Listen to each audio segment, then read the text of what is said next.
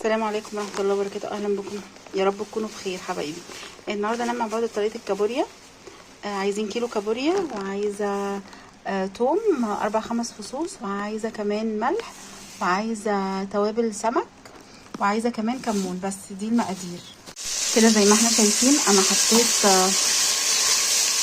قرن فلفل حراق وقرن فلفل رومي، وكمان حطيت بصلايه، وكمان الثوم 5-6 فصوص ثوم زي ما احنا شايفين كده، وقطعت طماطميه واحده بس، وشوحهم في زيت كده. وهنزل دلوقتي عليهم بالكابوريا، هي مش هتاخد 10 دقايق.